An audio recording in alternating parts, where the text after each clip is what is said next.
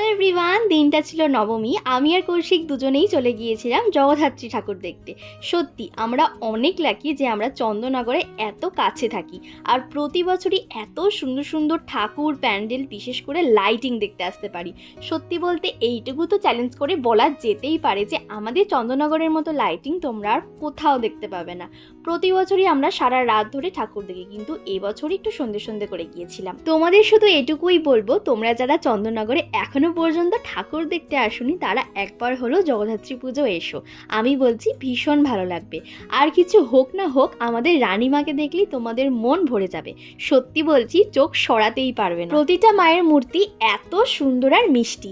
এরপরে আমরা চলে এসেছিলাম হেলাপুকুরে। আর এই যে ভিড়টা তোমরা দেখছো, এটা মায়েরই সৌন্দর্যের জন্য, কারণ মাকে এবারে হীরের গয়না দিয়ে সাজানো হয়েছিল। কি সুন্দর লাগছে তাই না মাকে দেখতে। তো তোমরা কারা কারা চন্দননগরে গেছিলে অবশ্যই জানিও কিন্তু।